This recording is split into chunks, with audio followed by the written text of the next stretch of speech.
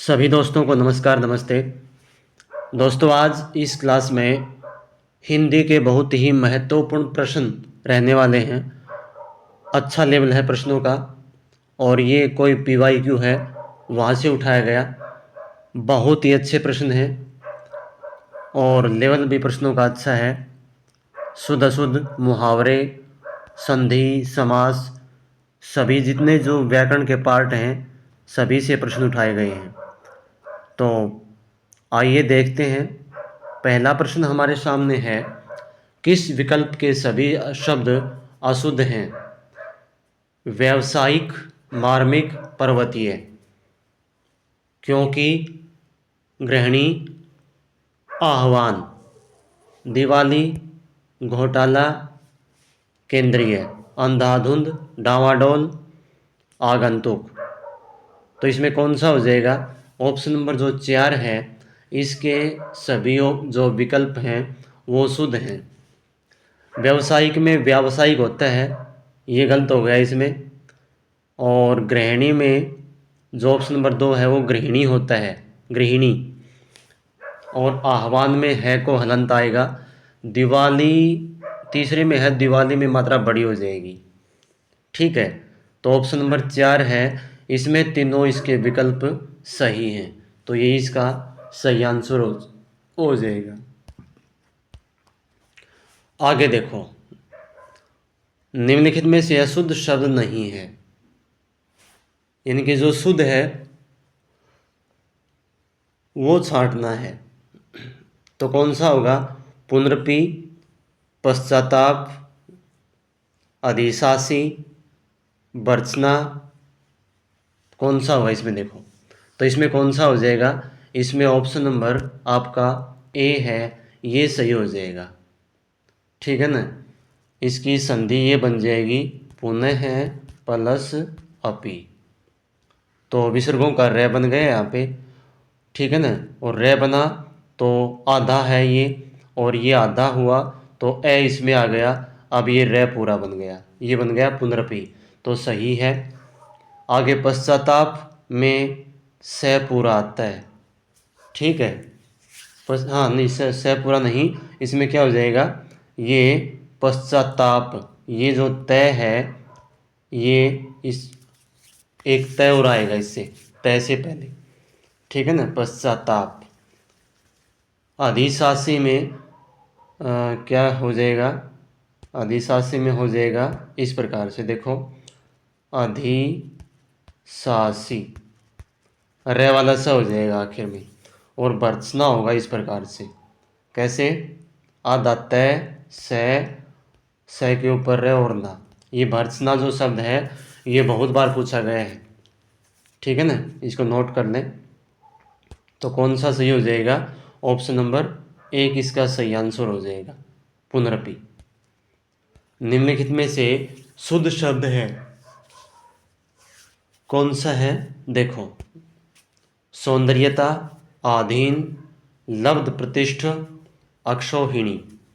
तो इसमें option number 3 हो जाएगा इसका, लब्ध प्रतिष्ठ। ठीक है ना? सौंदर्यता नहीं होता, सौंदर्य होता है, या फिर सुंदरता होगा। आधीन नहीं होता, अधीन होता है। अक्षौहिणी नहीं, यहाँ पे अक्षौ आएगा, अक्षौ। ठीक है ना? अक्षौहिणी। तो ऑप्शन नंबर 3 इसका सही आंसर हो जाएगा। निम्नलिखित में से शुद्ध वाक्य नहीं है। यह पद कई भावों को प्रकट करता है। अब मेरी बात मान लो, नौकर के हाथ भेज देना, आज तुम फिर इतनी देर में आए। तो पहला, दूसरा, तीसरा ये सही है। ऑप्शन नंबर जो 4 है वो इसमें शुद्ध नहीं है, क्योंकि इतनी देर में नहीं, इतनी देर से आएगा यहाँ पे। ठीक है ना? तो इसका चौथा ऑप्शन सही हो जाएगा। निम्नलिखित में से किस विकल्प के सभी शब्द शुद्ध हैं? देखो भाई, कौन से शुद्ध हैं? तो पहला देखा है भागीरथी। ठीक है ना? द्वारका, अंतर, द्वंद्व। दूसरा है आगामी बारात स्वादिष्ट, वाल्मीकि निरोग नुपुर। फिर है सोई अनुग्रहित दृष्टा। तो भागीरथी द्वारका ये दोनों सही हैं, अंतर्द्वंद गलत है, अंतर्द्वंदव हो जाएगा यहाँ पे, ठीक है ना, अंतर्द्वंदव। आगामी बारात और स्वादिष्ट ये दूसरा ऑप्शन सही हो जाएगा, ठीक है। बारात नहीं होता, बारात होता है, और एक स्वादिष्ट नहीं होता, स्वादिष्ट होता है, स्वादिष्ट, ठीक है। वाल्मीकि ठीक है, निरोग में न को बड़ी की मात्रा हो जाएगी, और नूपुर में पै को बड़े हो की मात्रा हो जाएगी। सोई अनुग्रहित और दृष्टा, दृष्टा इस प्रकार से होगा, ये भी कई बार पूछा गया है, ठीक है। तो ऑप्शन नंबर 2 इसका सही आंसर हो जाएगा। नेक्स्ट क्वेश्चन देखिए क्या है। अगला है भाई हमारा प्रश्न, इनमें से कौन सा वाक्य शुद्ध है? ये भी वैसे ही पंडित हैं जैसे आप, आपके सब काम हमसे अच्छे होते हैं, कोट का दाम पजामे से अधिक होता है, वे अपने आप को समझदार और दूसरे को बेईमान समझते हैं। तो कौन सा हो जाएगा इसमें शुद्ध? इसमें जो दूसरा ऑप्शन है वो सही हो जाएगा, आपके सब काम हमसे अच्छे होते हैं, ठीक है ना। तो पहले में गलती क्या है? पहले में गलती जो पंडित हैं इसके बाद जो ये अल्पविराम है ये हट जाएगा। कोट का दाम पाजामे से, पाजामा नहीं होता, या तो पजामा होता है या फिर पायजामा, पायजामा, ठीक है, ये होता, ये गलत है। चौथा में गलती क्या है? चौथे में गलती ये है कि वे अपने आप को समझदार और दूसरे को बेईमान समझते हैं। तो बेईमान नहीं आएगा यहाँ पे, मूर्ख आएगा, ठीक है, ये हो जाएगा यहाँ पे। आगे देखो, अशुद्ध वाक्य नहीं है, कौन सा नहीं है? देखो, यानी कि इसमें शुद्ध कौन सा है? उसने गुरु के चरणों में अपना सिर रख दिया। देखते आगे, वह मुझ पर क्रुद्ध है, आत्मा के अंदर बल होना चाहिए, बजट के ऊपर बहस होगी। तो क्या होगा बताओ? तो इसका हो जाएगा पहला ही हो जाएगा इसमें, ये अशुद्ध नहीं है, ये शुद्ध वाक्य है, उसने गुरु के चरणों में अपना सिर रख दिया। दूसरे में गलती क्या है? दूसरा होगा वह मुझ पर क्रुद्ध नहीं, वह मुझसे क्रुद्ध है, ठीक है। आत्मा के अंदर बल होना चाहिए, इसमें हो जाएगा शरीर के अंदर बल होना चाहिए। बजट के ऊपर बहस होगी, तो ऊपर में मात्रा गलत है, यहाँ पे छोटा वो हो जाएगा ऊपर। तो ऑप्शन नंबर 1 सही हो जाएगा इसमें। अल्पविराम के चिन्ह के संदर्भ में असंगत है, कौन सा है? समानाधिकरण शब्दों के मध्य अल्पविराम चिन्ह का प्रयोग किया जाता है, ठीक है। जब कोई शब्द भेद जोड़े से आते हैं तब उसके मध्य अल्पविराम का प्रयोग होता है, ठीक है। और संबोधन कारक की संज्ञा और संबोधन शब्दों के बाद अल्पविराम चिन्ह का प्रयोग किया जाता है, ये सही नहीं है भाई। तो ऑप्शन नंबर 3 हो जाएगा इसका, ठीक है। छंदों में बहुधायती के पश्चात अल्पविराम, ये तो ठीक है, ये भी। आगे देखो, 9 का है वृक्षों पर कोयल कूक रही है, इसमें शुद्ध वाक्य कौन सा है? वृक्षों पर कोयल कूक रही है, अपने अपने घरों से ले आओ, वे अनेक कला जानते हैं, श्रोताओं में कई श्रेणियों के लोग थे।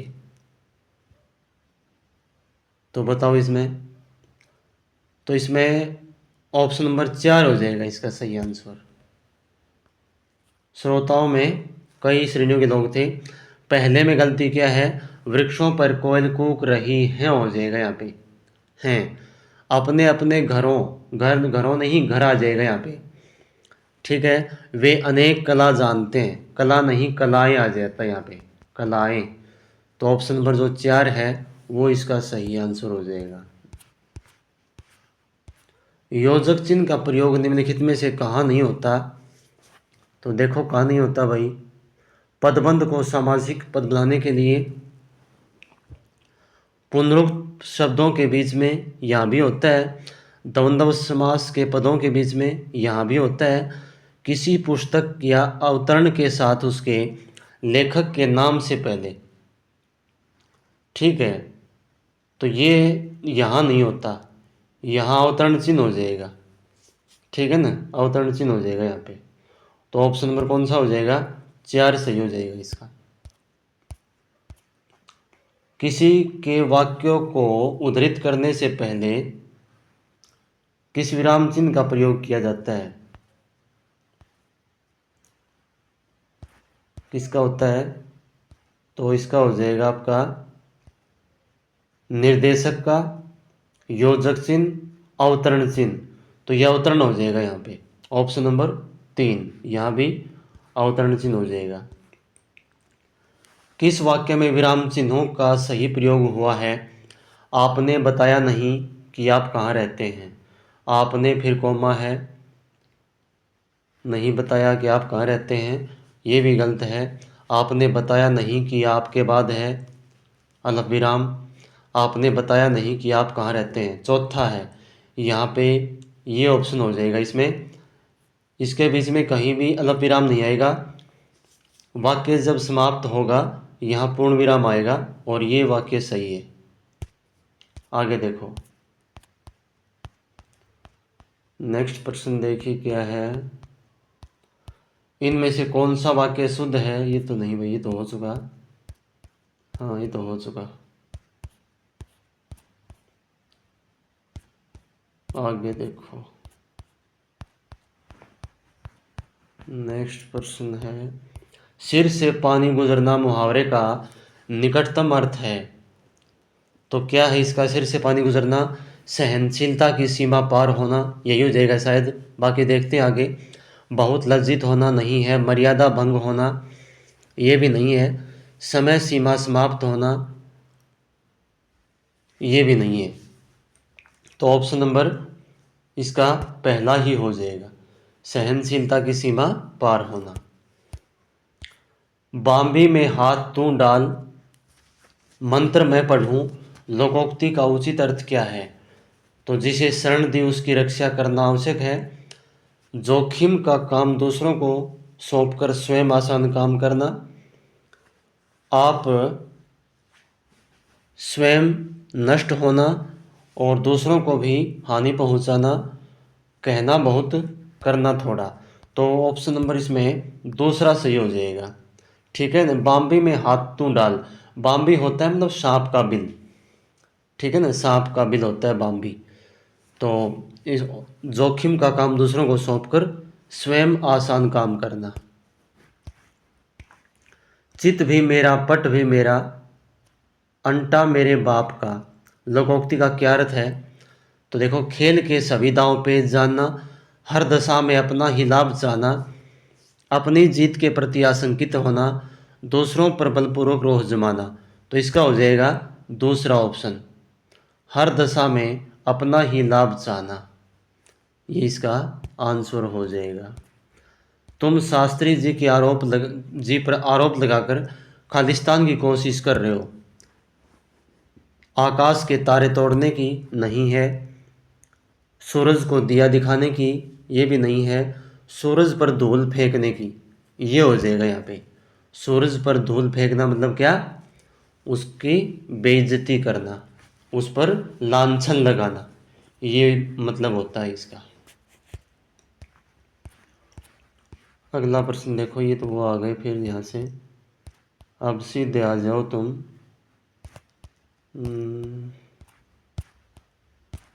121 प्रश्न पे, यहाँ से आएंगे 121 प्रश्न।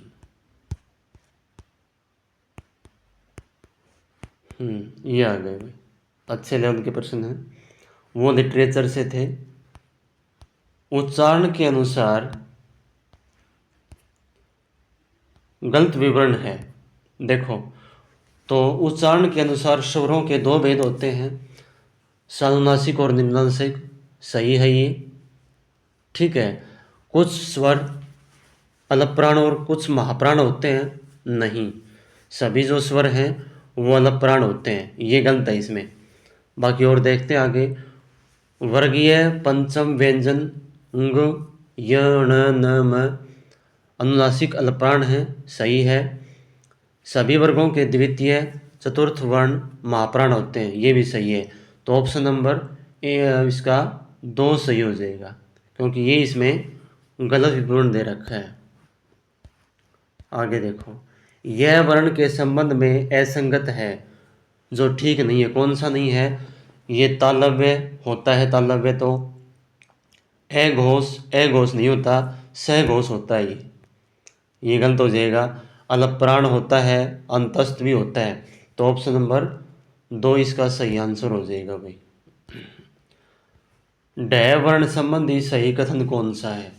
डय वर्ण तो उत्क्षिप्त, मूर्धन्य, अघोष, अलप्राण, तो इसका हो जाएगा ऑप्शन नंबर 3, ठीक है ना। ये उत्क्षिप्त है, मूर्धा से उच्चारित है, सघोष भी है और महाप्राण भी है, तो ऑप्शन नंबर 3 इसका सही हो जाएगा। आगे देखो, उच्चारण स्थल की दृष्टि से ई उ री वर्ण का सही क्रम क्या है? तो ई बोली जाती है तालु से, ठीक है ना, ई तालु से है, ऊ ओष्ठे से है और री मूर्धा से है। तो कौन सा इसमें? देखो, ई तालव्य हो गया, ऊ ओष्ठे हो गया और री मूर्धन्य हो गया, तो ऑप्शन नंबर 1 सही आंसर हो जाएगा। अगला प्रश्न देखो भाई, क्या है? तत्सम तद्भव का कौन सा युग्म गलत है? तो सुकर सुअर, श्रृंग सिंह, ये भी सही है। हस्त हाथी, ये गलत है। वंश बांस, ये भी सही है। तो हस्त हाथी ये असंगत है, क्योंकि हस्त का हो जाएगा हाथ, हाथी नहीं हाथ हो जाएगा। हाथी का होता है हस्ती, ठीक है। तो ऑप्शन नंबर 3 हो जाएगा इसका। निम्नलिखित में से किस विकल्प के सभी शब्द तद्भव हैं? तद्भव तो कौन से हैं इसके भाई तद्भव? देखो, तो चंचू ये बाहर हो गया, तत्सम है। नक्षत्र ये भी तत्सम बाहर हो गया। कपास तद्भव है, कपूर, गोखरू, तो कपास, कपूर और गोखरू ये तीनों तद्भव हैं। कपास का हो जाएगा करपास, ठीक है। कपूर का हो जाएगा कर्पूर तत्सम, और गोखरू का हो जाएगा गोक्षुर, गोक्षुर, ठीक है। मैंने इनके तत्सम बता दिए। तो ऑप्शन नंबर 3 इसका सही है, इसी में तद्भव शब्द हैं सारे। किस विकल्प में सभी शब्द विदेशी मूल के हैं? तो नमक मतलब हाट, ये यही है भाई शायद। आसमान दरवाज़ा दुनिया, जिला अचार सेठ, कालीन प्याला हीरा, तो ऑप्शन नंबर 1 ही हो जाएगा इसका, इसमें सभी विदेशी शब्द हैं। निम्नलिखित में से किस में से तत्सम शब्द नहीं है? तो किस में नहीं है तत्सम, यानी कि तद्भव कौन सा है वो पूछा है इसने। तो आराम, कुमार, मेघ, कंचन, तो ऑप्शन नंबर 1 सही हो जाएगा इसका। यह तत्सम नहीं है, ये कोई विदेशी शब्द है आराम, ठीक है ना। तो ऑप्शन नंबर 1 हो जाएगा इसका। प्रेरणार्थक क्रियाओं के विषय में असंगत है, तो वे आत्म प्रेरणा से की जाती हैं, नहीं, पहला ही गलत हो गया। इसके 2 भेद होते हैं, बिल्कुल होते हैं, प्रथम और द्वितीय। ये क्रियाएं सहकर्मक होती हैं, बिल्कुल होती हैं। मूल धातु में आ और वा लगकर बनती हैं, बिल्कुल। तो ऑप्शन नंबर 1 इसका सही आंसर हो जाएगा, क्योंकि आत्म प्रेरणा नहीं होती, ये दूसरे के द्वारा, दूसरे की प्रेरणा से होती है ये, ठीक है ना। जहाँ के मतलब कर्ता जो होता है वो स्वयं कार्य न करके किसी दूसरे से कार्य करने के लिए उसे प्रेरित करे, वो होती है प्रेरणार्थक क्रिया। ऑप्शन नंबर 1 हो जाएगा इसका सही। किस वाक्य में संबंध सूचक अव्यय का प्रयोग नहीं हुआ है? यह काम स्कूल जाने से पहले करना चाहिए से पहले, यहाँ तो हुआ है। और परीक्षा में उत्तीर्ण होने के लिए कठोर परिश्रम करना पड़ता है के लिए, यहाँ भी हुआ है। नौकर यहाँ रहता है, इसमें नहीं है। उसे फिल्म देखने की अपेक्षा, तो ऑप्शन नंबर जो 3 है वो इसका सही आंसर हो जाएगा। इसमें संबंध सूचक अव्यय का प्रयोग नहीं हुआ है। संज्ञा शब्दों के संबंध में असंगत है, क्या है संगत देखो, तो इसमें ऑप्शन नंबर कौन सा हो जाएगा? इसमें संज्ञा शब्दों में केवल 2 ही कारण लिंग वचन और विकार होते हैं, नहीं। ऑप्शन नंबर 3 इसका सही हो जाएगा ये, क्योंकि इसने दिया है कि संज्ञा शब्दों में केवल 2 ही कारणों लिंग वचन से विकार होता है, नहीं, लिंग वचन और कारक भी साथ में होता है, इसमें कारक से भी विकार होता है, ठीक है ना। तो ऑप्शन नंबर 3 इसका सही आंसर हो जाएगा। आगे देखो, निम्नलिखित में से किस विकल्प के सभी शब्द स्त्रीलिंग हैं? तो किसके हैं सभी स्त्रीलिंग? सरकार, दौड़, अरहर,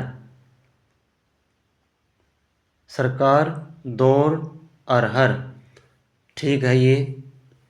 सभा, हाथ, कचनार, इसमें हाथ हो गया पुल्लिंग। पीतल, संघ, भीड़, पीतल और संघ हो गया इसमें। और चावल, मोती, ऑप्शन नंबर 1 इसमें सही आंसर हो जाएगा। इसमें सभी जो है स्त्रीलिंग शब्द हैं, बाकी और सभी में किसी में 1-2 पुल्लिंग है। निम्नलिखित में से किस विकल्प के सभी शब्द बहुधा बहुवचन में प्रयुक्त होते हैं?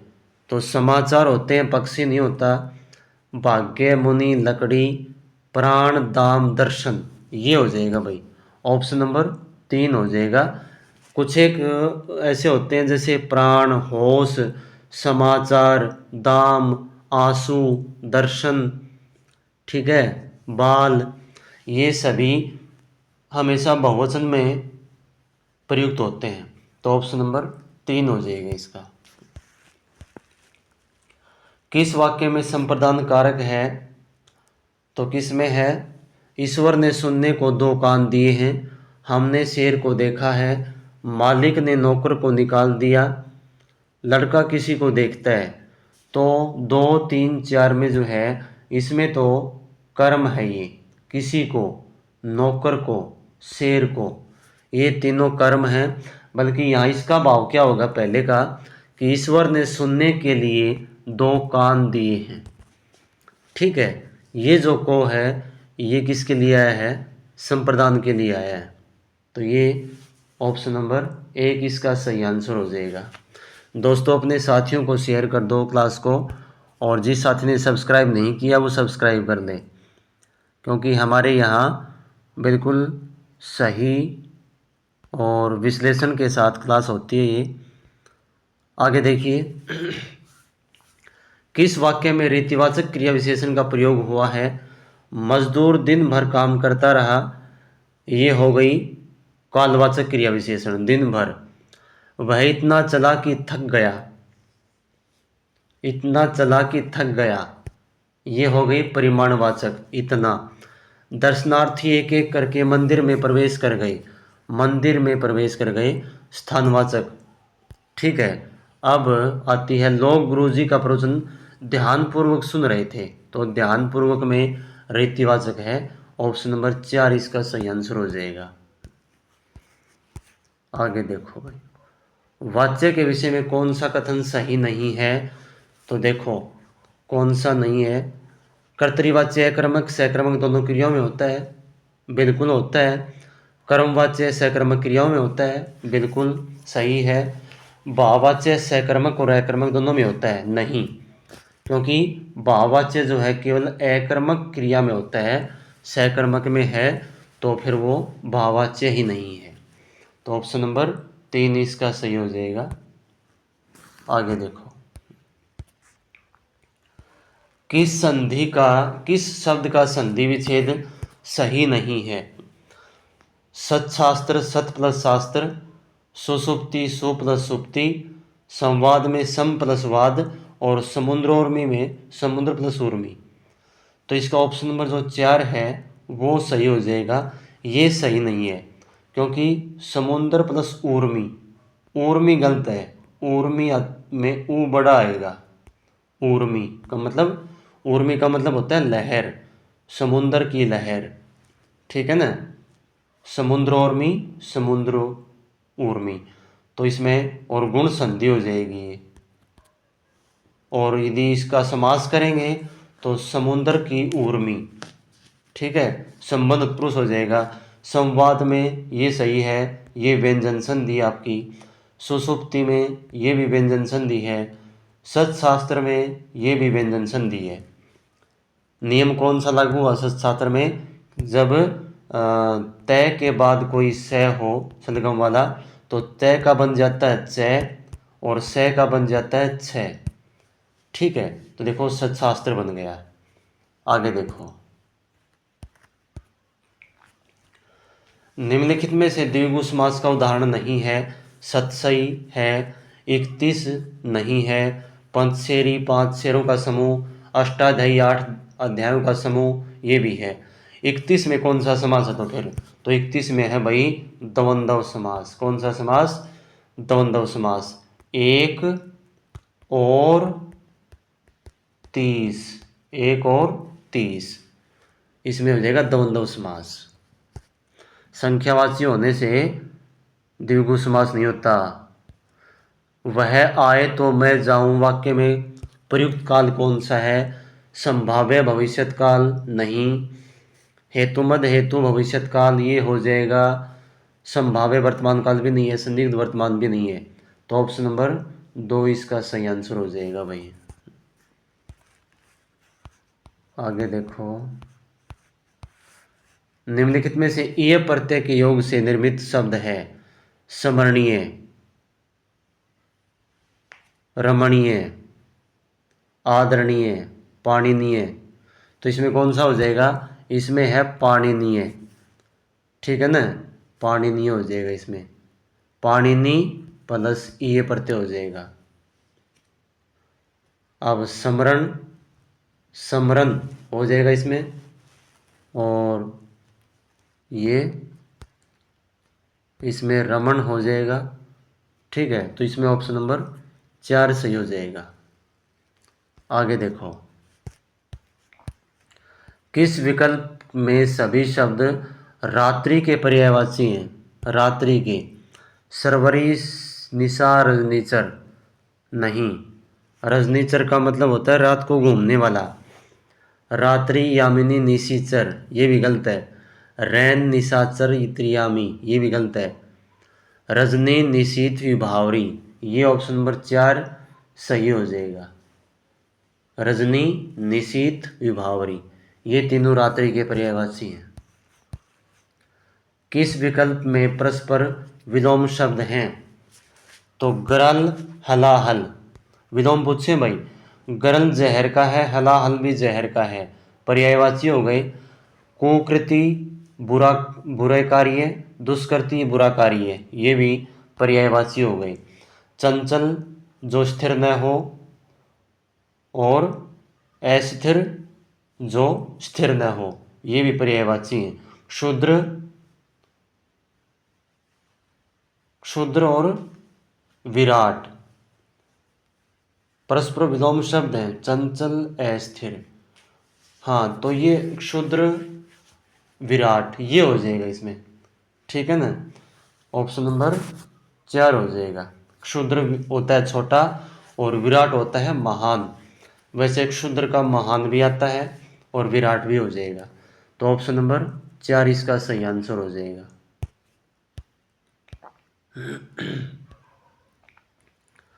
निम्नलिखित में से विग्रह का अर्थ नहीं है। आकृति, कलह, विकार, युद्ध, तो इसका आकृति नहीं होता और तीनों इसके होते हैं। तो ऑप्शन नंबर 1 सही आंसर हो जाएगा। किस शब्द में सर्वाधिक उपसर्ग हैं? तो अत्याधुनिक में अति उपसर्ग है, और दुस्साहसी में दुस उपसर्ग है। दुर्व्यवहार में उपसर्ग हैं भाई आपके दुर, वी और अव। ठीक है। अलौकिकता में कोई उपसर्ग नहीं है, नहीं, ए है, ए इसमें। तो इसमें दुर्व्यवहार में सबसे ज़्यादा उपसर्ग हैं, 3 उपसर्ग हैं इसमें। तो ऑप्शन नंबर 3 हो जाएगा इसका। अपने कुल का सबसे श्रेष्ठ या प्रतिष्ठित व्यक्ति के लिए सार्थक शब्द है। तो कुलांगार, कुलंजन, कुलकानी, कुलकेतु। तो कुलकेतु हो जाएगा यहाँ पे। ठीक है ना, जो परिवार की ध्वजा के झंडे के समान जो है, ध्वजा के समान है। ऑप्शन नंबर 4 इसका सही आंसर हो जाएगा। निम्नलिखित में से वाक्य रचना में पदक्रम की दृष्टि से असंगत छांटिए। तो कौन सा हो जाएगा इसमें? समानाधिकरण के मुख्य शब्द के पीछे अतः नहीं है। प्रश्नवाचक क्रिया विशेषण और सर्वनाम अवधारणा के लिए मुख्य क्रिया और सहायक क्रिया के आते हैं। द्विक्रमिक क्रियाओं में पहले, मुख्य क्रम पहले, और ये आएगा इसमें।